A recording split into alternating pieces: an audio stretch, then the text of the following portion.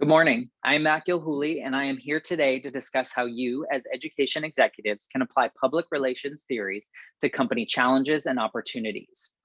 The theories that we'll cover today will range from the normative ideals of ethical behaviors to the implications of dominant prototypes in race. We'll look at the international and global theory related to the expansion opportunities for our organization.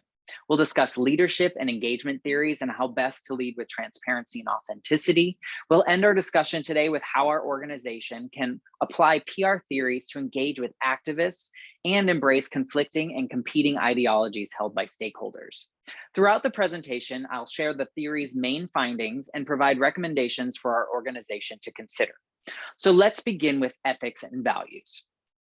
Bowen presented a study with a list of concepts that represented the ethical nature of good in public relations. Throughout her list of ideals, there's a strong focus on symmetrical communication, using truthful and accurate information through listening, dialogue, collaboration, and fairness. And Traynor presented research that shows we must not craft messaging solely on facts and rational arguments, but instead we must also consider stakeholder values. Focusing on facts alone can fail to acknowledge unconscious factors like emotion, core values that many stakeholders use when evaluating an organization's issues or claims. Ideals can be difficult to use when facing more nuanced realities, and we can't always come to a win-win decision. However, our organization must lead with our duty to do what's morally right and engage with our stakeholders. By doing so, we'll likely make good ethical decisions. Being heard can often be more meaningful to people than agreeing with every decision we make.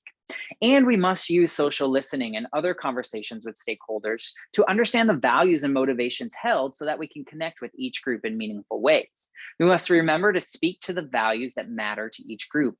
This will build stakeholder trust over time, especially as we align the stakeholders' needs and emotions with our school's intrinsic identity.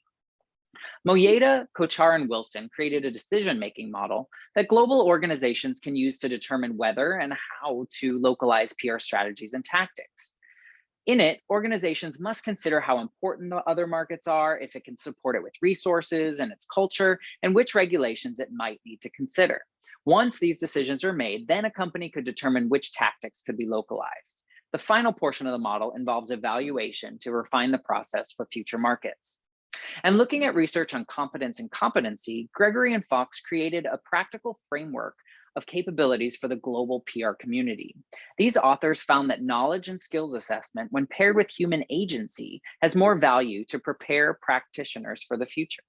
This global capability framework allows practitioners to set intentions for future development, but it also gave employers ways to identify areas to strengthen and develop teams. As a university, we've discussed international markets before and even launched an educational model in Spain. Before considering upcoming markets, we should start at the end of Moyeda, Kochar, and Wilson's model and evaluate our launch in Spain. With this information, our organization will be better equipped to assess future markets. And our university can use the global capability framework both at an individual level and an organizational level.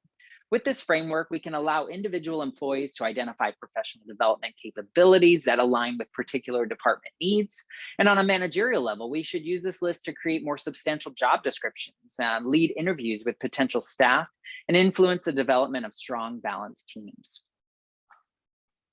Through her discussion on feminist and gender theory, Golombisky argues that compounding identifications of race, class, sexuality, and environment contributes more to communication practices and understanding than does normalize differences between traditional, biologically defined genders. And Logan presented how race is often a determining factor for public relations leadership positions through the white leadership prototype. This prototype perpetuates the notion that leaders are or should be white, ultimately creating a self-sustaining system that normalizes white leadership as typical and appropriate. So using these as an organization, we must embrace the value of intersectionality. We must consciously avoid singling out being a woman or of a particular race as standalone traits and deciding factors for leadership. We must also examine hiring and promotion practices to evaluate our level of complicity to the white leadership prototype and gender stereotypes.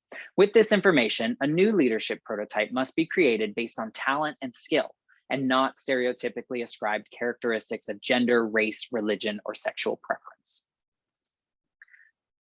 Men, Chen, and Ji examined how executive leadership shaped culture and communication practices. They found that leaders act as role models by exemplifying company values and modeling appropriate behaviors. They also found that authenticity is a way to establish strong employee relationships, and environments must be open, participatory, and supportive. These inclusive environments instill a sense of ownership and ultimately form corporate culture. In Dinesh's research into engagement, she found that individuals must have an emotional connection to a particular issue before a company's communication resonates or inspires engagement in any form. Just as important, she found that passive online consumption of content is much higher than active content creation, noting that organizations should not dismiss the passive audiences, but rather adjust communication strategies to accommodate. Our company culture is strong. However, when employees seem to be more involved and connected 5 years ago than they are now, we should examine our leaders' values and behaviors and adjust approaches based on Men, Chen, and Ji's findings. This will help engage more employees and create a sense of belonging and connection to a shared goal. And thinking back to our social listening recommendations, the university should identify salient topics as part of our PR practices and note that many of our audiences passively take in information. However, when something resonates strongly with an audience, we should alter the messaging to a more symmetrical dialogue. We need to be prepared to adjust strategies while fully understanding the salient issues for our stakeholders. Alger examined how organizational and communicative transparency affected stakeholder trust and inspired positive behaviors. Ultimately, if a company with reputation for showing integrity, respect, and openness also communicates with transparency, an organization can expect higher stakeholder trust and positive reactions. Moyeda and Jane analyzed authenticity at a cultural event in Mexico. And these authors found that for an organization to be perceived as authentic, it needed to identify and communicate its identity, values, and mission, and behave in ways that are consistent with those. We should continue to engage with stakeholders, solicit feedback, and provide helpful, honest, and timely information in order to build our reputation for transparency.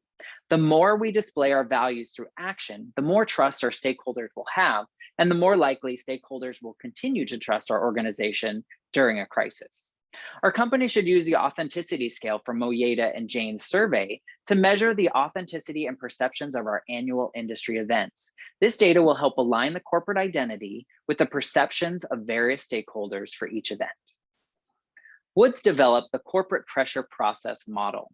Through it, she identified that the goal of most activist groups is to engage with the target company, and that most organizations do not typically communicate until there's public pressure. So ultimately, Wood's study finds that if an activist group's issues are legitimate, it's in a company's best interest to engage with the group and identify reasonable solutions. Cizik and Logan found that a non-dialogic digital communication exchange may still be productive, as it can expose dominant ideologies and lead to social change. So our executive team should examine Wood's corporate pressure process model when social listening activities identify potential issues. Using this model can help understand the problem or concern, the activist group's background, their typical threats that they use, and how to approach reasonable solutions through engagement. The organization must also consider alternative ways of thinking about dialogue that embraces competing ideas and makes space for conflict. By embracing conflicting and competing perspectives, we may identify dominant ideologies emerging that need to be addressed or altered. This can usher in new principles that enhance the student and faculty experience and align with our organization's intrinsic identity. I hope you can now see all the opportunities we have to apply public relations theories to our organization's practices. Through this presentation, I've highlighted the results of research from many different theorists. I look forward to our next conversation, where we can prioritize some of these recommendations to continue displaying our core values through action and enhancing the perceptions held by stakeholders. Thank you.